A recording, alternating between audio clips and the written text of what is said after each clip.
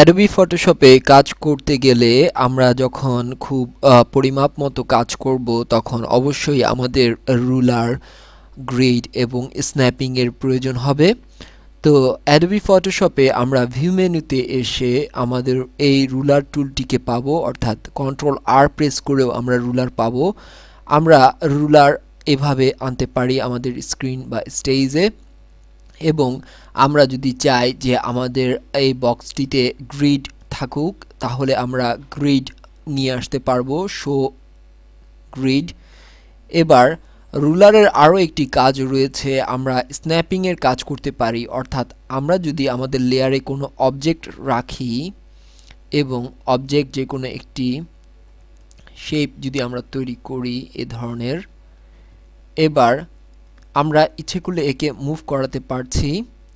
কিন্তু একটি ব্যাপার যে আমরা স্ন্যাপিং এর যে ব্যাপারটি আমরা যদি একটু লক্ষ্য করি, আমরা এক বিট যদি আমরা উপরে উঠাই তাহলে আমাদের গ্রিড বরাবর এটি স্ন্যাপিং হচ্ছে। আমাদের এই অংশে যদি গ্রিড না থাকতো তাহলে আমরা এটিকে পিক্সেল বাই পিক্সেল গ্রিডিং করাতে পারতাম, অর্থাৎ পিক্সেল বাই পিক্সেল এটি মুভ হতো। তবে গ্রিড থাকাতে আমরা গ্রিড ওয়াইজ একে মুভ করাতে পারি। তবে আরও একটি স্ন্যাপিং অপশন রয়েছে, রুলার স্ন্যাপিং। আমরা যদি রুলারের এইভাবে রুলার থেকে ড্র্যাগ করে নিয়ে আসি তাহলে আমাদের স্টেজে এ ধরনের একটি লাইন দেখতে পাবো। এবার আমরা যদি আমাদের শেপটিকে মুভ করাই তাহলে বরাবর এই অংশে আমরা মুভ করে নিয়ে আসতে পারবো অতি সহজেই।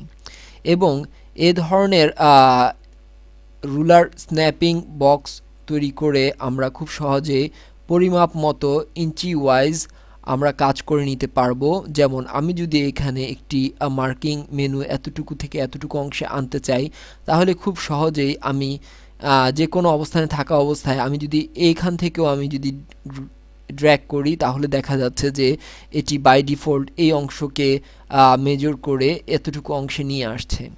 আমি এখানে আনলাম, আবারও আমি দেখাচ্ছি যে যে কোনো একটি অংশে রাখলেই এটি মূলত নিয়ার অ্যাবাউট অ্যাঙ্গেল থেকে একে নিয়ে আসবে। তাই অতি সহজেই আমি অল্প সময়ের মধ্যে একটি ভালো মেজারমেন্টের মাধ্যমে আমার বক্স বা আমার শেপকে আমি তৈরি করে নিতে পারবো এই রুলার এবং গ্রিড স্ন্যাপিং এর দ্বারা।